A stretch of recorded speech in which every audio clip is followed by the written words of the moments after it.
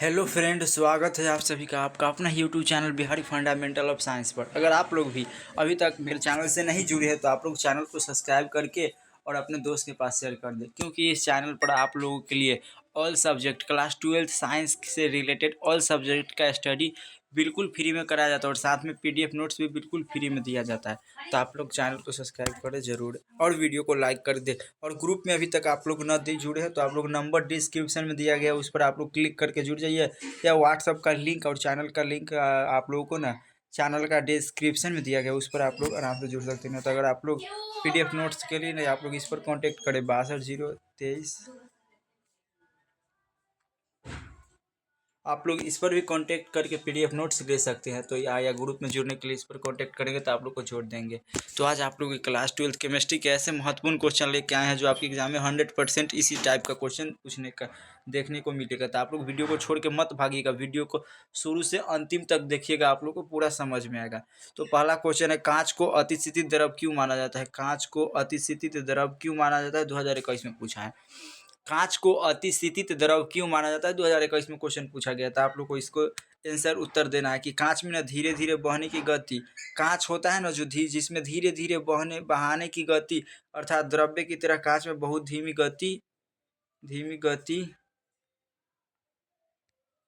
धीमी गति से बहने की प्रवृत्ति होती है, इसलिए कांच को अतिस्थित द्रव माना जाता है। जैसे कांच को आप लोगों ने देखे होंगे कि धीरे धीरे कांच खींच, जैसे किसी खिड़की में अगर कांच लगा रहता है खिड़की में, तो देखे होंगे कि धीरे धीरे रौदा धूप पड़ता है तो घिस जाता है और धीरे धीरे ना बहने की प्रवृत्ति के जैसा दिखाई देने लगता है, इसलिए कांच को अतिस्थित द्रव माना जाता है। तो कांच में धीरे धीरे बहाने की गति अर्थात द्रव्य की तरह कांच में बहुत धीमी गति से बहने की प्रवृत्ति होती है, इसलिए कांच को अतिस्थित द्रव माना जाता है। तो आप लोग को समझ में आ गया होगा कांच को अतिस्थित द्रव क्यों माना जाता है। तो कांच में ना धीरे धीरे बहाने की गति अर्थात द्रव्य की तरह कांच में धीमी गति से बहने की प्रवृत्ति होती है, इसलिए कांच को अतिस्थित द्रव माना जाता है। अगला क्वेश्चन है, नेटवर्क ठोस किसे कहते हैं? एक उदाहरण दे। 2022 और 24 में पूछा हुआ नेटवर्क ठोस क्या है, एक उदाहरण दे। नेटवर्क ठोस किसे कहते हैं, एक उदाहरण दे। आप लोगों को इसको बढ़िया तरीका से कर लेना उत्तर में। नेटवर्क ठोस को सहसंयोजक ठोस भी कहा जाता है। नेटवर्क ठोस को सहसंयोजक ठोस भी कहा जाता है। नेटवर्क ठोस को सहसंयोजक ठोस भी कहा जाता है। और नेटवर्क ठोस के अवयवी कण परमाणु होते हैं। नेटवर्क ठोस के ना अवयवी कण परमाणु होते हैं जो संयोजक बंधन से जुड़े होते हैं। जो संयोजक बंधन से जुड़े होते हैं इसके गलनांक और कथनांक कुछ होते हैं, इसके गलनांक और कथनांक कुछ होते हैं, जैसे हीरा और ग्रेफाइट सिलिका, इसे हो गया। तो आप लोग को समझ में आ गया हो कि नेटवर्क ठोस किसे कहते हैं। नेटवर्क ठोस किसे कहते हैं, एक उदाहरण दे। 2020 और 22 में पूछा, 22 और 24 में पूछा। तो नेटवर्क ठोस को सहसंयोजक ठोस भी कहा जाता है। और नेटवर्क ठोस के अवयवी कण परमाणु होते हैं जो संयोजक बंधन से जुड़े होते हैं, इसके गलनांक और कथनांक उच्च होते हैं, जैसे हीरा ग्रेफाइट और सिलिका। आप लोग को इतना लिख देंगे तो आप लोग को 2 नंबर कोई नहीं काटेगा। अगला क्वेश्चन है 3 नंबर, रवादार ठोस क्या है, उदाहरण दे। रवादार ठोस क्या है, उदाहरण दे। 2023 में पूछा गया क्वेश्चन है, रवादार ठोस क्या है, उदाहरण दे।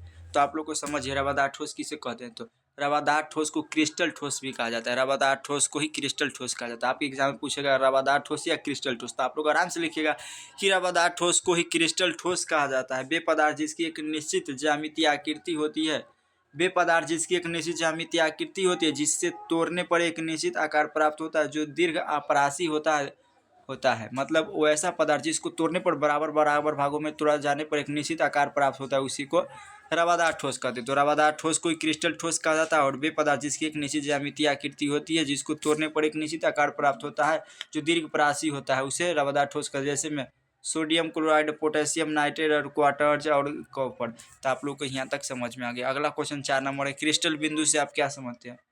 क्रिस्टल बिंदु से आप क्या समझते हैं? बिंदु दोष से आप क्या समझते हैं? क्रिस्टल बिंदु से आप क्या समझते हैं, या क्रिस्टल बिंदु दो से आप क्या समझते हैं? कोई क्वेश्चन इंपॉर्टेंट है। क्रिस्टल बिंदु त्रुटि से आप क्या समझते हैं, बिंदु दो से आप क्या समझते हैं? इसको आप लोग आराम से कर लीजिएगा। तो आप लोग को लिख देना है कि क्रिस्टल के अवयवी कणों में कोई भी अनियमितता या विचलन बिंदु दोष कहलाता है। क्रिस्टल के अवयवी कणों में कोई भी अनियमितता या विचलन बिंदु दोष कहलाता है। तो आप लोग को इतना लिख देंगे, 2 नंबर आप लोग को कोई नहीं देगा। और एक क्वेश्चन बता रहे हैं, 5 नंबर क्वेश्चन काफ़ी ज़्यादा इंपॉर्टेंट है। 5 नंबर क्वेश्चन शॉर्टकी तथा फ्रेंकल दोष के बीच क्या अंतर है, ये भी इंपॉर्टेंट क्वेश्चन है। शॉटकी दोष तथा फ्रैंकल दोष के बीच क्या अंतर है, तो आप लोग को लिख देना है शॉटकी दोष और फ्रैंकल दोष के बीच निम्नलिखित अंतर है। और इस प्रकार आप लोग को लिख देना है कि इस प्रकार के दोष क्रिस्टल में उत्पन्न होते हैं जब क्रिस्टल से समान संख्या में धन आयन और ऋण आयन बाहर हो जाते हैं। इस प्रकार के दोष क्रिस्टल में उत्पन्न होते हैं जब क्रिस्टल से समान संख्या में धन आयन और ऋण आयन बाहर हो जाते हैं। इस प्रकार का दोष क्रिस्टल में तब उत्पन्न होता है जब क्रिस्टल का कोई एक आयन अपने जालक बिंदु को छोड़कर क्रिस्टल के अंदर ही कहीं पर उत्पन्न हो जाता है। इतना लिख देना है। और उसके बाद लिखना है कि इस प्रकार के दोष के कारण क्रिस्टल का घनत्व घट जाता है, मतलब शॉटकी दोष के कारण ना क्रिस्टल का घनत्व घट जाता है। और इस प्रकार के दोष के कारण क्रिस्टल के घनत्व पर कोई प्रभाव नहीं पड़ता है। इस प्रकार के दोष के कारण क्रिस्टल के घनत्व पर कोई प्रभाव नहीं पड़ता है। ताप बढ़ने से इसका मान बढ़ता है।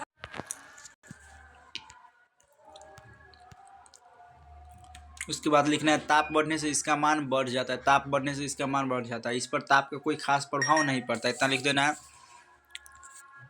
उसके बाद लिखना है इस प्रकार के दोष उन यौगिकों में होता है जिसमें धनायन और ऋणायन का आकार लगभग समान होता है। इस प्रकार के दोष उन यौगिकों में होता है जिसमें धनायन और ऋणायन का आकार काफी लगभग समान होता है। इस प्रकार के दोष उन यौगिकों में होता है जिसमें धनायन और ऋणायन का आकार में काफी अंतर होता है, इतना लिख देना है। और इस प्रकार लिख देना है इस प्रकार के दोष उन यौगिकों में होते हैं जिसकी समन्वय संख्या अधिक होता है। इस प्रकार के दोष उन यौगिकों में होते हैं जिसकी समन्वय संख्या अधिक होती है। इस प्रकार के दोष उन यौगिकों में होते हैं जिसकी समन्वय संख्या कम होती है। इस प्रकार के दोष प्राय sodium chloride, potassium chloride, caesium chloride Schottky दोष में पाया जाता है। इस प्रकार के दोष प्राय जिंक सल्फाइड, जिंक ऑक्साइड और एजीएफ में पाया जाता है। इतना लिख देंगे, आप लोग को 2 नंबर कोई नहीं काटेगा। और 6ठा नंबर क्वेश्चन काफ़ी ज़्यादा इंपॉर्टेंट है। आप लोग 6 नंबर क्वेश्चन को मत स्किप कीजिएगा।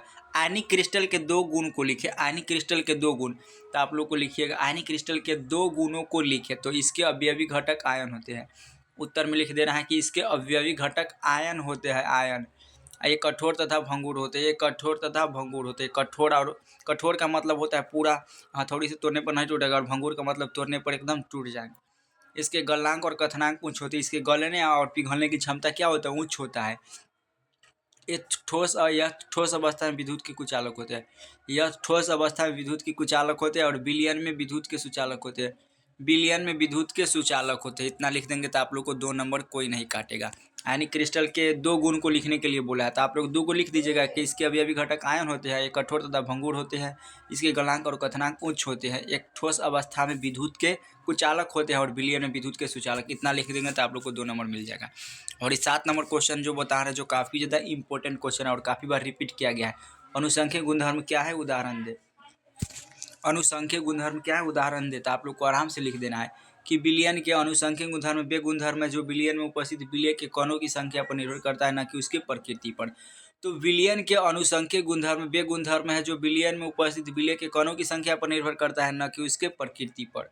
तो आप लोग को इतना लिख देंगे, 2 नंबर दे देगा। और विलयन के अनुसंख्यक गुणधर्म 4 होते हैं। विलयन के अनुसंख्यक गुणधर्म कितने होते हैं, 4। ऑब्जेक्टिव में पूछेगा। पहला क्वथनांक में उन्नयन, हिमांक में अवनमन और वाष्प दाब में अवनमन और प्रासरण दाब। इतना लिख देंगे तो आप लोग को 2 नंबर कोई नहीं काटेगा। अनुसंख्यक गुणधर्म क्या है, उदाहरण दे। तो विलयन के अनुसंख्यक गुणधर्म वे गुणधर्म है जो विलयन में उपस्थित विलय के कणों की संख्या पर निर्भर करता है, न कि उसकी प्रकृति पर। और विलयन के अनुसंख्यक गुणधर्म 4 प्रकार के होते हैं। पहला क्वथनांक में उन्नयन, दूसरा हिमांक में अवनमन, तीसरा है वाष्प दाब में अवनमन और चौथा प्रासरण दाब। इतना लिख देंगे, आप लोग को 4 नंबर आराम से 2 नंबर दे देगा। उसके बाद आता है मोल प्रभाज को परिभाषित करें। मोल प्रभाज को परिभाषित करें, तो आप लोग को आराम से मोल प्रभाज को परिभाषित कर देना है कि किसी विलयन में उपस्थित विलय या विलायक की मोलों की संख्या। विलय आप लोग जानते हैं जो विलयन में कम मात्रा में घुला हो, जैसे चीनी, और विलायक जो विलयन में अधिक मात्रा में घुला हो। तो विलय या विलायक की मोलों की संख्या तथा विलयन में उपस्थित कुल मोलों की संख्या के अनुपात को मोल प्रभाज कहते हैं और इसे x द्वारा सूचित किया जाता है। तो आप लोग को लिख देना है किसी विलयन में उपस्थित विलय या विलायक की मोलों की संख्या तथा विलयन में उपस्थित कुल मोलों की संख्या अनुपात को मोल प्रभाज कहते हैं और इसे x द्वारा सूचित किया जाता है। और इसका x बराबर फॉर्मूला होता है बड़का n और बटा में छोटा n और प्लस में n लिख देंगे तो आप लोग को आराम से नंबर मिल जाएगा।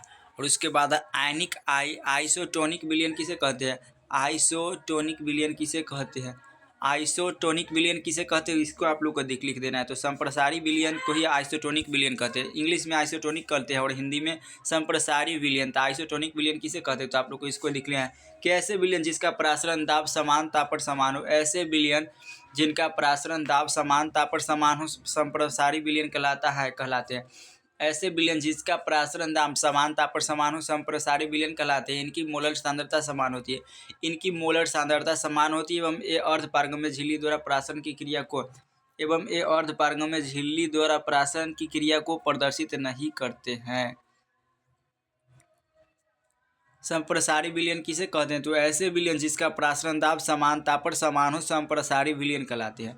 वह समान ताप संप्रसारी विलयन तो आप लोग को समझ में आ गया होगा, या आइसोटोनिक विलयन। ऐसे विलयन जिसका प्रासरण दाब समान ताप पर समान हो संप्रसारी विलयन कहलाते हैं। इनकी मोलर सांद्रता समान होती है एवं ये अर्धपारगम्य झिल्ली द्वारा प्रासरण की प्रक्रिया को प्रदर्शित नहीं करते। इतना आप लोग को लिख देना है।